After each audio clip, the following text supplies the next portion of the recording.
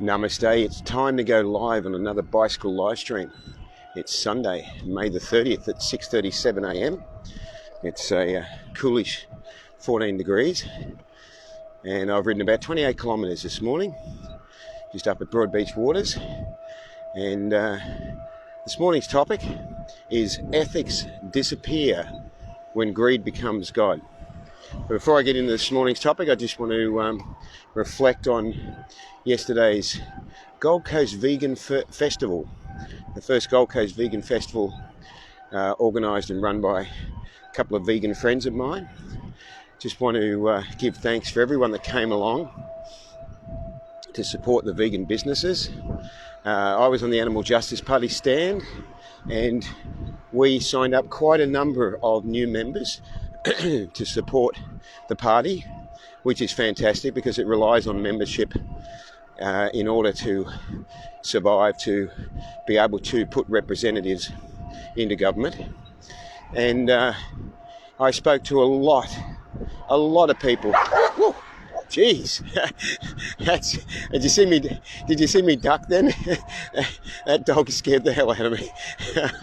I saw the car come with the dog in it, but I just didn't expect the reaction, the barking. Anyway, I spoke to a lot of vegan friends that came along the festival yesterday, and unanimously they were really impressed with it. What people kept saying, two things that really stood out. They kept saying, such a nice space here. You know, it's relaxing and it's got the trees and the grassy areas and lots of tables under cover for eating. They loved that, and they also loved the fact that there was lots of activities to keep the kids occupied, good playing areas for the kids. So the parents loved that.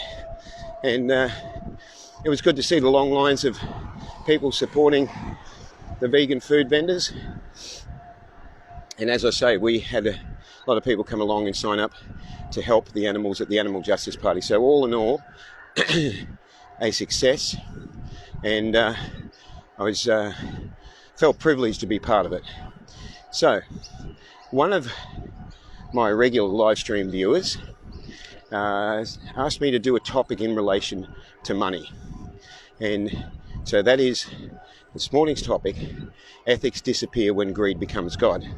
And I want to talk about it in relation to injustice, in relation to animals, veganism, and injustice in relation to environmental concerns. Let's start off with a recent event that happened just this week in Europe, where a European court set a historical precedent by demanding that the Shell Oil Company has to reduce its environmental destruction, its environmental destructive output, has to reduce it by nearly 50%. It has to reduce it by 45% by the year 2030. This was a historical ruling against the Shell Oil Company. It's never happened before. And this was I was overjoyed, just overjoyed to see this ruling. You know, I was just like, this is fantastic. This is the sort of way that legal bodies should be standing up against businesses that have such huge control and influence that they basically get away with anything. They basically get away with just destroying our environment. And I want you to contrast, you know, the decision that I think it was the Hague Court made. I want you to contrast that decision demanding that the Shell Oil Company become environmentally responsible against what's happening here in Australia with our Prime Minister, who he doesn't mind very obviously showing who his support or where his support comes from, who his cronies, his mates are, by, you know, going into government going into Parliament, I think a year or two ago, carrying a big lump of coal to just show that, you know, that's who's basically paying his bills and supporting the party. So, you know, he doesn't mind coming out and making that really, really obvious. And, you know, our environmental record is very poor, and he's not doing anything to help it. It's basically just destroying it further. So, unfortunately, we have a very sad situation here that is propelled by the fact that greed is God in his world, and there are no ethics. The ethics have disappeared. So there is a saying, I think it's in the Bible, that for the love of money is the root of all evil.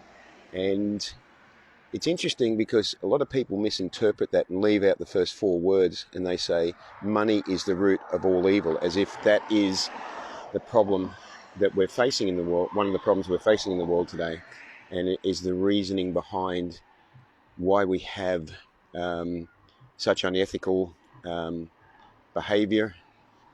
And we have to remember that it's not money, it's the love of money is the root of all evil. For the love of money is the root of all evil. Now think about that. It's the root of all evil, for the love of money. So it's interesting because money is simply a tool.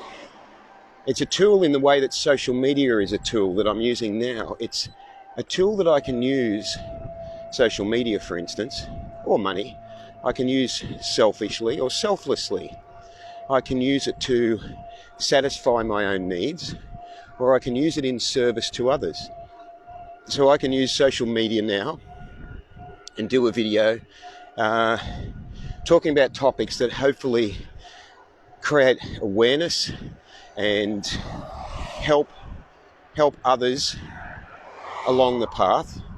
Or I can just create, I don't know, TikTok videos or, you know, crazy stuff like that, which are, you know, soon forgotten and serve little purpose. And just digressing, those clouds are pretty impressive, and the moon, should have got a photo of them. Anyway, back on topic. So money is also a tool, and when it's used selflessly, it is done that way because the people who have access to the money, to that money, are coming from a position of selflessness. They're not coming from a position of loving it so much that it becomes the root of all evil. So the question we need to ask ourselves is, who do we serve, or what do we serve? Because we all of us, without exception, there are no exceptions to this, all of us serve something or someone or both, all of us. And who or what we choose to serve determines the world we create by the way that we treat others. Do we treat others as a commodity? And I'm thinking about animals here. Or do we treat others as who they are? They are living beings just like ourselves, who have the right to life, who deserve to live and love. How we see others is a reflection of just how self-centered, selfish or selfless we are. Oh good, let's stop at another set of lights. Must be traffic light morning. Oh, got them, excellent. So most of us, almost unanimously, most of us serve our senses. It is almost impossible to find someone who doesn't serve their senses. It is so close to impossible that, you know, you just, yeah. If you find someone, they're going to be a saint, basically, or a vegan Buddhist monk who came along yesterday too. Oh, he's cool. He was a cool guitar player. But anyway, back on track. So, most of us serve our senses, and as part of that, especially in the Western world, I guess, but in a consumerist society, we require money in order to be able to do that. This money becomes a tool that we use for ourselves, selfishly. And it's an aphrodisiac in a way. It becomes well, as the saying goes, for the love of money is the root of all evil. It becomes so attractive to have, a new shiny object, so tempting, because we mistakenly believe that that's what's going to make us happy. And, we think if one Ferrari is going to make us happy, imagine how good we'll feel with 10 of them. There's that really twisted logic that we're already not getting happiness from the Ferrari, so we'll buy a few more and then we'll definitely be getting happiness. And then we fall right into the whole greed scenario, the selfishness. But in relation to the topic, how ethics disappear when greed becomes God, I'm thinking about the businesses and the many, many examples that I've heard of over the years of the injustices that these businesses basically force upon other living beings, which may be animals in the case of animal agriculture, or it may be people in the case of, the Eveready or Union Carbide or whatever the company was that polluted large amounts, the battery company that polluted large amounts of, I don't know if it was water or not, but polluted large amounts of area of population and, causing deformities. There's been many examples of companies that unfortunately in their unethical behaviour have just decided to have facilities in poor countries that just contaminate the environment, create environmental destruction, and they don't give a shit because their ethics have disappeared, because greed is their god. As long as they're making money, as long as the shareholders are happy, they keep doing what they're doing. It's happened with so many different industries over the years, continues to happen. It happens with governments now that are easily bought, and the irony is that there is no happiness to be found doing this. They are serving, a person doing this is serving a master who cannot be pleased. And it's rather sad because it becomes very frustrating for the person serving this master, thinking that that's where they're going to find their happiness. They become dissatisfied and frustrated. And it does remind me that when I was in my late teens and first went into real estate, I had an example of this dissatisfaction of people that were striving to have more and more and were still not happy. I was involved with a real estate company that was amongst their connections was Brian Maher. And if you know who Brian Maher was, I think he's passed away now. He ended up in jail for the tax evasion schemes that he had, but he had a massive mansion in Bundall called Elliott Hall in Elliott Street, Bundall. And, he used to drive around his Rolls Royce, and, he was an example of somebody striving to find happiness through material things. And his mate, was it Gibb, wasn't it? Ron Gibb, I think it was. He was driving around in his Mercedes convertible, and on his car phone way back in the 80s when this was a real novel thing. And they were out all night drinking and still going to work the next day. I don't know how they did it, but the point being, working with these guys for a couple of years, hanging around these guys, seeing their lack of peace, seeing how they're making money their God was not bringing them happiness. It was just bringing them an endless, unfulfillable greed to get more. That was a really good education for me to see that,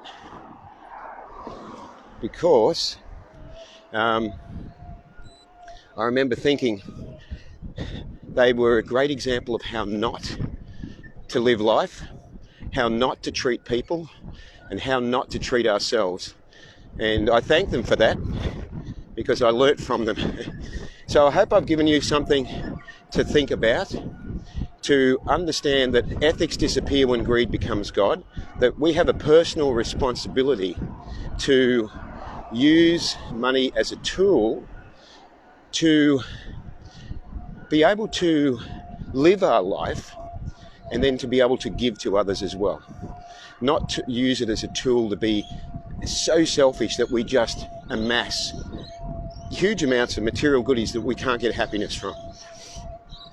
And to be aware that the reason for animal cruelty, animal suffering, for these industries that, what is this person doing? For these industries that don't care about others, the reason for it is because they have made greed their God, and their ethics have disappeared. And when you see that that's the way the world operates, things become a lot clearer. Live vegan, save lives. Ahimsa.